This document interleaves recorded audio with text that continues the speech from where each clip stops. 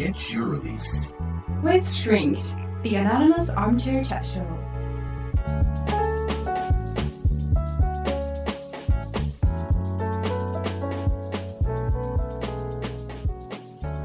How's it going, everybody? Welcome to what we call Shrink. And here on this program, we reach out to the global community where everyday folks can share their voices and say on an international platform what's really on their minds and hearts, and also get a chance to share their feelings, concerns, challenges, whatever it is. This is that show where we can get that release that we all need every now and then. I'm Jamal Aziz, and I'm here with clinical psychologist Dr. Ajasha Long. How's it going? It's going well. So glad to be here. All right. Tell us a little about yourself. So I am a licensed psychologist, and I'm so glad to be on the show today because I believe that the role of a psychologist goes far beyond clinical work and just seeing clients and things of that nature. I received my PhD in counseling psychology with an emphasis in health psychology from Ball State University. For me, most of my clinical work and my research up until this point has been about making a difference in the lives of underserved populations, specifically people that look like me, Black and brown communities. I have experience in a bunch of different clinical settings. I've worked in women's health clinics, infectious disease departments, chronic pain centers, correctional environments. So I have a wealth of different experiences in different backgrounds as it pertains to mental health. But one thing that I do realize is that there are some people that are just, I'm never going to see. They're never going to come into a mental health clinic, or they're never going to connect with a person like myself. So that's the reason why I love these types of platforms, because it gives me an awesome opportunity to reach out to people and to give information to people that I wouldn't typically run across. Well, I'd like to say I'm very happy that you accepted my invitation to be a part of the show. And I must say that your work and areas of expertise, and the fact that you mentioned that the role of a psychologist goes beyond the office, it's very inspiring. So it's a pleasure to have you on the show. Thank you. Glad to be here. So today's discussion is something very prevalent for those of us in the dating world. You know, those who have loved and lost, those who play intimate relationships like a game. And of course, those of us who are kind of left to pick up the pieces once that game is over. And any of our listeners who have rode the roller coasters of love know exactly what I'm talking about. And when this ride is over, sometimes you just don't know who you are anymore. So this episode, we're going to talk a little about trauma triggered by the dissolution of a toxic relationship and its aftermath. So if you're new to the program, here on Shrinked, we advocate that mental health awareness is absolutely essential for all of us to adapt, evolve, and survive in this ever-changing world. So joining us on the show, we have a couple of practicing professionals in the field of psychology, including Dr. Long, who will be giving some pointers to those who share their voices, and hopefully some of that advice will reach some of you out there listening if you're dealing with similar challenges. And guys, we want to reiterate that this show is not a substitute for seeing a licensed professional. So if you or anyone you know is in dire need of psychological assistance, please reach out to a professional near you so that you can get the right treatment specifically for your situation. So now that that is out of the way, let's hear from our voice sharer. And of course, some of the names on the program are pseudonyms due to privacy concerns, which is totally okay. So let's hear it. Hi, my name is Rachel. I'm 22 years old and I am struggling with identity crisis. I've been struggling with this for 6 months, following a very nasty breakup with my ex-boyfriend. So it used to matter to me a lot what he said about me. And when we were going through the hard time right before the breakup, he said so many nasty things to me, and the names that he called me, I believed it, and I downgraded myself down to that level. I put my worth, my value down to what he said I was worth, and because of that, I didn't love myself. I'm still struggling to love myself fully. I'm struggling with loneliness and heartbreak. I'm struggling with trust. I can't trust people anymore. I don't trust people. I can't let people in. And I'm now uncertain about my future, and I'm living an unfulfilling life because I do not know where I stand, what I am, who I am, because I let somebody define me. And it's been difficult trying to redefine myself, trying to declutter my brain and tell myself how much I'm worth. And yeah, that's my struggle. And we'd like to thank Rachel for sharing such a delicate matter with us. Firstly, I'd like to say that this resonates a bit with me because on a personal level, I can remember a time when I felt whatever my partner said or thought of me meant everything, especially when I was around the age of 22. And I'm sure there's a lot of people that can relate to some degree, regardless of how old you are. From Rachel's sharing, it sounded like a little bit of toxicity there. She mentioned name calling, and God knows what names she was called, but I bet they weren't very dignified. I heard some degradation. She said something about having to live down to what this person felt or thought of her. And I feel that that kind of comes when you have somebody in that equation that feels a bit threatened by the other person in some way, maybe a little bit intimidated. Maybe this person has qualities that are outside or beyond the parameters that this person has put that person in, and they feel a need to, quote, put this person back in their place a little bit. So I think, yeah, maybe this degradation might have been a result of that. Could be cultural, could be, a little bit of modeling there. I also heard a little bit of valuation, and I think that this was feeling like this is all that you're good for kind of mentality, kind of capping someone's potential. And so for me, it sounded a lot like, virtually all realms of this person's identity and purpose was under attack in this relationship. So it's no wonder why, she would feel a bit lost in terms of who she is and, what she should strive to be. And she mentioned identity crisis, but it sounds like the relationship was the major factor here, to me, but maybe it's something a bit deeper as well. Dr. Long, what stood out to you when you heard it? Well, actually, several things. First, I'd like to just thank Rachel for her courageousness in sharing her story. It takes a lot to put your vulnerabilities out there in the first place for everyone to see. So I just want to thank her and acknowledge how difficult that might be. Yeah. What resonated with me from what she shared were the feelings of worthlessness and lack of value that she now feels as a result of this breakup. And this is actually very common for many of us who have gone through a heartbreak. But sometimes it also signals to us that there may have been some wounds there previously. Because what relationships do, especially when they do not work out, is that they hold a mirror to us. And so we start to see a lot of ourselves by how our relationships are going. So when you think about, she talked a lot about, okay, well, I feel like my self-esteem has been lowered and I'm feeling worthless, like I don't know who I am after this decision is over.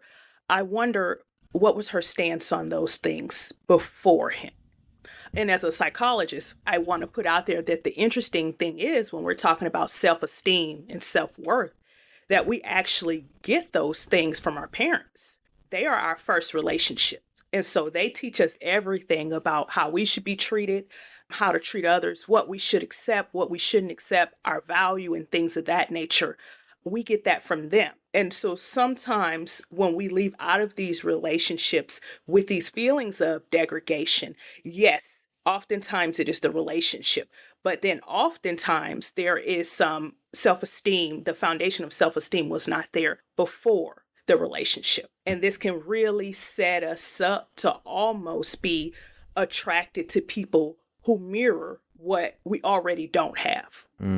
I see. Another thing I wanted to say, especially as it kind of relates to worth and identity and value, is that what sometimes gets lost after we've come out of a tragic relationship, especially if we were really attached, is that human worth and value are attributes that we have simply because we exist. So a lot of times we feel like we have to do something to be valuable, right?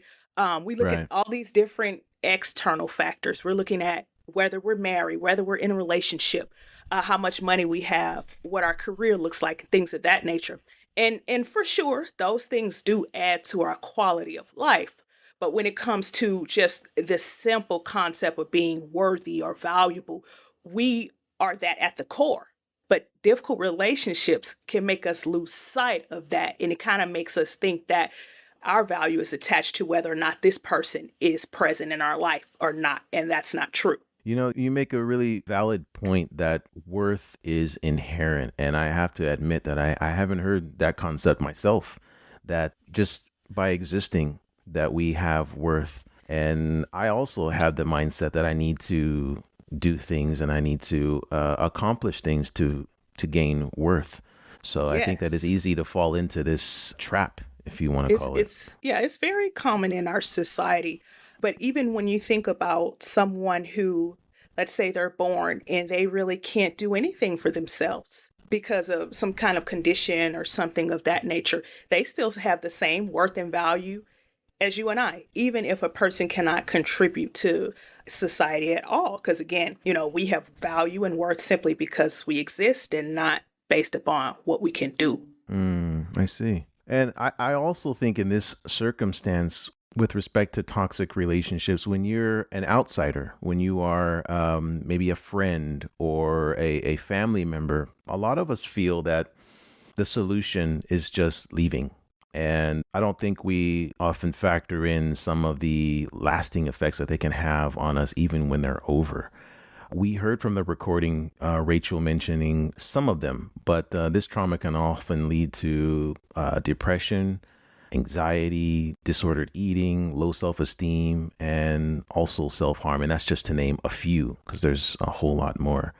Research shows that toxic relations can change us in a number of ways. And just to share some, paranoia and mistrust, right? A lot of victims find themselves in with a very real sense that everyone is out to get them. Kindness is just an illusion, done only for personal gain. And of course, this also breeds this feeling of just guarding against everything and everyone. You feel like people are just out to manipulate you. So this paranoia can affect, it takes the forefront really in any type of relationship moving forward, whether it's professional or intimate. And these characteristics a lot of times create, failure in future relationships as well. But they do, in a way, kind of serve as a protective mechanism from avoiding that type of pain again. So they do have usages, but it doesn't breed better relations, which is essentially what we all need, right? Definitely. And just to mirror that, avoidance of intimacy. So a lot of times, victims of these types of relationships, they don't want to be intimate with anyone anymore because they feel that, again, there's this mistrust and you're going to try to manipulate me again. You're going to hurt me. So I have to protect myself. Yeah. And that can go on for an extended period of time. And also, at least what I heard in Rachel's sharing was self-doubt. I think because of some of the abuse that she sustained in that relationship, words like "you're not good enough" or you make too many mistakes, you ruined everything, it's all your fault, and just taking that in. And sometimes it's not directly stated, sometimes it's implied, throughout the course of time, and you start to feel it. And Definitely. And a lot of times this can make people feel that they deserve the cruelty that they're receiving from people and from, the person that they're with, because it's like, well, I'm just no good. So this is why this is happening. And this can, play out in different areas of your life, in your career. I'm just not smart enough, or I just can't do it. I'm worthless. So of course, I'm not going to be promoted, and it can go to your, it can affect how you feel about your physical appearance. A lot of different things. So I think that this self-doubt is a doozy, especially when you feel that you're damaged goods. And this can be crippling, that you're just unworthy of whatever it is that you want. And also feeling like a sense of doom, like no matter what happens, everything is going to get worse and worse. And then you become, and I've met quite a few people that are just kind of sarcastic or a cynic. Yes. You know, they become really cynical about everything. And I think a lot of them, they just don't have, they can't associate with a lot of positive experiences. You know, all the outcomes tend to be negative for them. And I think this is also an aftermath or a result of people who have experienced these type of relationships too. I agree. Definitely agree. Especially when it comes to cynicism. When we're cynical of others, what starts to happen sometimes is that we start putting up walls because we're trying to be, it's a protective mechanism. We're trying to prevent ourselves from getting hurt again. But what we know about walls is that they keep bad things out, but they also keep good experiences from coming in. So we kind of set ourselves up when we become cynical in a way that our life can almost be like a self-fulfilling prophecy in a way, right? To where we expect bad experiences. So we act in a way that almost attract bad experiences. And that only reinforces what we already think. That's true. Yeah, I think so. I also feel that we learn by example and experience, you know. Right. Even though these relationships are really unhealthy, you know, we can get really familiar with them. I think people can get used to just about anything. And like you said, we start to seek similar ones in others. And then when something positive comes along, like someone does try to treat you right, you mistrust it. And you kind of look at it as, okay, hey, wait a minute, this person is no good. So in other words, in essence, it becomes like a template for future relationships. It's like you're looking for those same qualities as you mentioned in other people. And so they can become this like vicious cycle where again and again, your template for love is unhealthy. But that's the only one that you have at that time. Right. We know that typically what we focus on is what we'll get as well. Right. Well, and as usual, there's no one size fit all approach to some of the matters that we discussed. But according to the professionals, there are a few tips to break free from the effects of toxicity. And one that I read about and I've experienced was self-care. And I think this is finding time to care for yourself and to learn to care about yourself again, you know, and I think that this is really important. I have a sister who's coming out of a very difficult relationship. You know, as a family member, you know, I had my concerns, but that's one thing that she has done to kind of help her through that process. She's done a lot of massages and, going to the spa and just doing things that just, alleviate stress. And I do it myself. And it's just in a way, it's therapeutic and it kind of helps you get through. So I think self-care is huge. It's another way of just, induces healing and rebalancing priorities. Because I think in a lot of these relationships, your priority a lot of times is the other person instead of yourself. Right. And reconnecting is a big one. And I personally would say this is easier said than done. In these kinds of relationships, people do tend to be isolated a lot. Because when you're a family member and you're hearing the toxicity and then you want to give advice, and a lot of times you do, and it sometimes can be very harsh. And a lot of times it's from love. But the other person who's in that relationship, they don't see it that way. They don't take it that way. And a lot of times it can isolate them. Yeah. And a lot of friends and family, they try to help, but it's not received as help. And so this person a lot of times can be isolated from friends, and which is and family, which can be kind of a dangerous place when this relationship, does fall apart. So reconnecting, I think, is huge, and just being able to be around people who do care about you and start the road back to being healed and being aligned with positivity. And of course, therapy. That's something that we advocate on the show. It's just nice to be able to sit and talk with somebody who has a compass, if you will, some form of advice that can be given that will help you kind of steer you in the right way. Because I think that this is instrumental in helping to, just to get some self-assurance and self-esteem, because a lot of these areas are kind of lacking when these relationships are over. Yeah. And I just want to normalize the experience of emotions. Sometimes when we're in certain situations, we can kind of beat ourselves up. Like, I'm feeling depressed, I'm feeling down. We can say, well, I shouldn't be feeling this way. I shouldn't be feeling that way. But the reality of it is that experiencing emotion is a natural part of being human. And so as human beings, we are going to experience the full spectrum of emotions. So that means that, yes, we are going to experience happiness and joy and glee and excitement and all of those things. But that also means that we're also going to experience pain and sadness and disappointment. And that is part of being a human. So there are no bad emotions. And so I just want to put that out there, that sometimes when we're in these spots, one of the best things that we can do is lean into the emotion. Because a lot of times we'll try to avoid it. We'll do different things to try to stuff it down because we think, well, I shouldn't be feeling this way. I should be in a different place. But when we speak to ourselves like that, or when we say things like that, really what we're saying to ourselves is, I'm not human. And I don't have the right to experience natural human emotions, which is not true. So definitely lean into that. And also remember that human worth is inherent.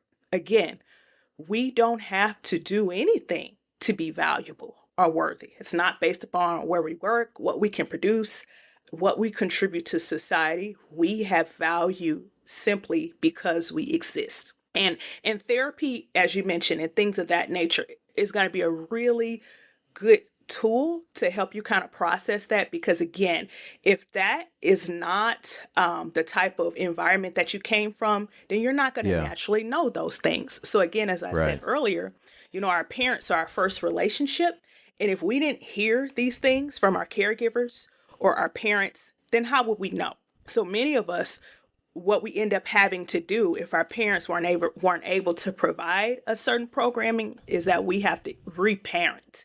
So that means that we have to try to give ourselves some of that affirmation, some of that validation and things of that nature that we did not get. Because just because we age doesn't mean we're still not going to need that.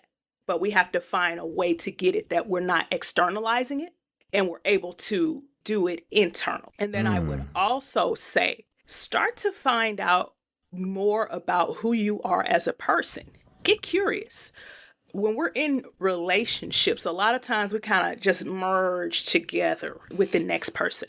Our interests become their interests. We a lot of times stop doing the things that we were doing when we met the person that made us this individual and this great person that they were attracted to when they met us, because we were living in our lives and we had our individual characteristics and things of that nature.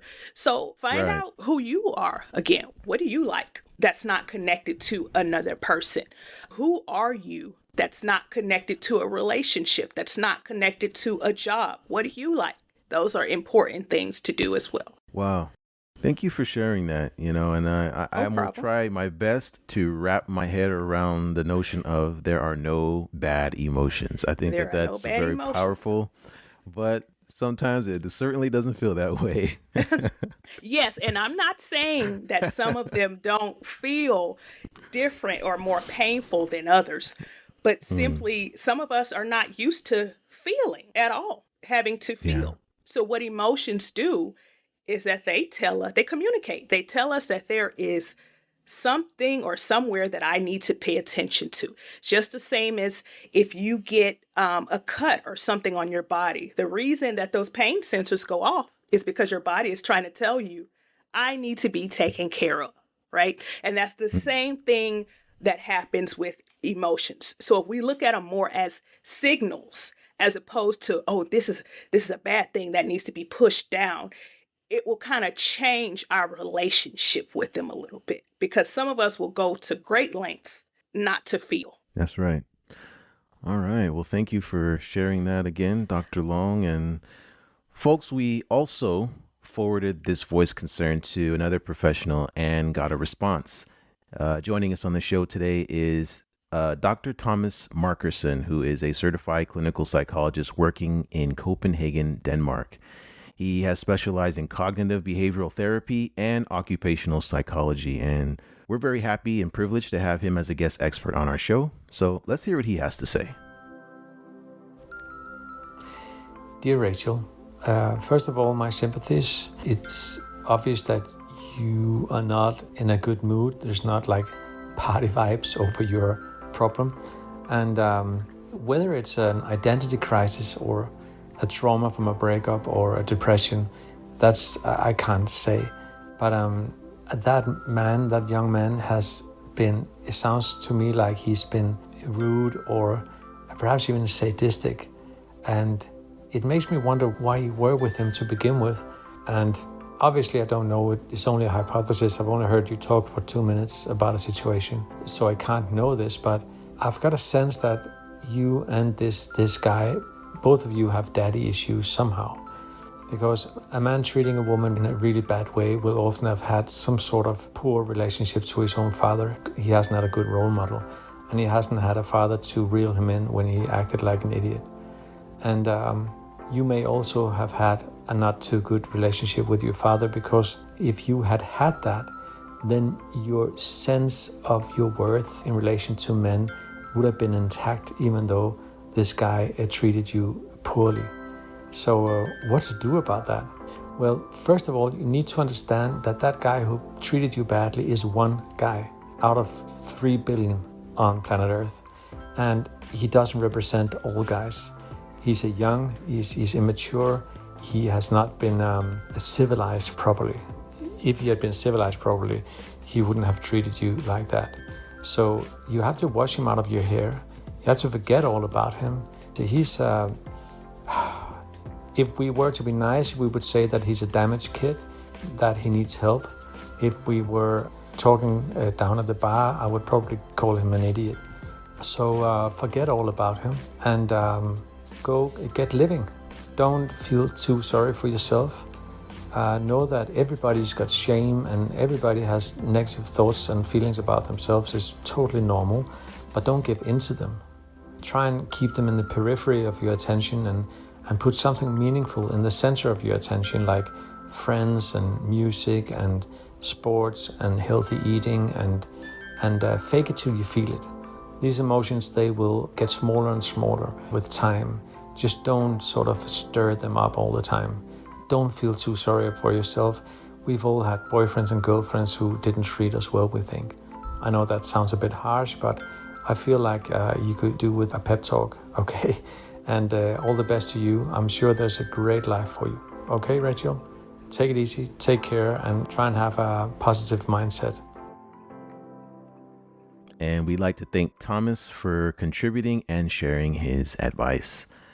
I really appreciate the fact that he mentioned that this experience doesn't mean that all men will pick up where this guy left off and be exactly the same. But, you know, at this vulnerable time, of course, it could be really easy to think like that. But it is reassuring to know that, you know, no two people are the same. Right. That there's still a lot of opportunities out there to be with someone that's more suitable for who you are. Mm-hmm. That's a simple notion to grasp. But when you're hurt and when you're bruised, a lot of us don't think like that. And so more often than not, the new person that comes along is going to have it harder than the first. Right. And that could be because a lot of times we don't take that time to really calibrate or take in, so to speak, the lessons of that, why that relationship didn't work. And because of that, you know, that rebound, sometimes we're susceptible to repeating some of those mistakes again, or looking for the wrong qualities, finding that same person in someone else. And so sometimes these things could happen again, as we mentioned earlier. So I just feel that being hopeful that there are much better companions out there, because there are, and also turning the pain into confidence, you know, just knowing that you gain some wisdom from it. And because of that wisdom, the likelihood of it happening again will be much less. Kind of like instead of a badge of honor, it's a badge of wisdom. You know that, this experience has taught me something.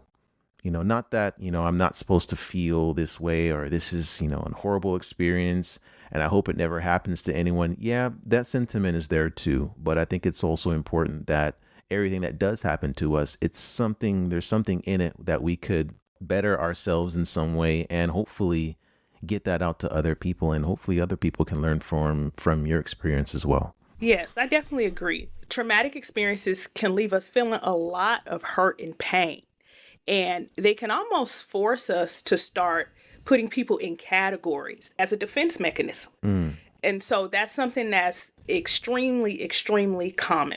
One thing I want to note is that there is no love without risk. So, as you stated before, there's incredible growth that can come from painful circumstances and things of that nature. And when we go into these defense mechanisms where we're putting people into categories, again, that's all putting up a wall again. Of course, we need to know how to discern and pick partners and things of that nature. But we keep, like I said, we keep back good experiences from coming in when we start to operate on autopilot. So what I mean by there is no love without risk is that understanding that putting ourselves out there and dating, if we want a partner, if we want love, it's always going to involve some level of risk or some level of vulnerability because you're always dealing with an unknown factor, which is another person. So you can show up your very best self, right? And still there be a risk there because we never know. We can hope that people do their best with us, but we never know what the next person is going to do. But we also have to look at what's that risk worth? You know, I don't remember who said this, but there was a quote that said, I'd rather have loved and lost than to not have loved at all, right? And for some people, the desire for partnership is so great that they would rather risk the hurt, the being vulnerable, things of that nature, because love is something that most people want a chance with. And so looking at this situation, even a reframe is important. Like you said, how can I come out of this? What is the lesson that I can take? Because it doesn't have to be a complete loss. I can always pull something from it. Even when you think about trauma, in the mental health world, you hear a lot about post-traumatic stress disorder. But we know that there's also something called post-traumatic growth, which means that there is for some people, immense value, growth, and development that can come from a negative experience. That's right. Wow. Post-traumatic growth. That's another first one for me. Thank you so much for sharing that, Dr. Long. No problem. So, Rachel, I hope you heard something that can be of use or at least understand a little more that as uncomfortable as things were for you, sometimes these relationships can give more wisdom, not just about what you want or what you don't want in the future, but also can be a tool to look inward and define yourself. You know, there's a whole world of different people out there who may feel a certain way about this or that, what a man is, what a woman is, our roles and capabilities. And, you know, I think that's okay. You know, I think when it becomes a problem is when we accept someone else's assessment of who they think we are and what we're capable of, especially when that assessment undermines our potential and self-determination. And, you know, love can do that sometimes. I think when we fall in love, we give that right to someone else.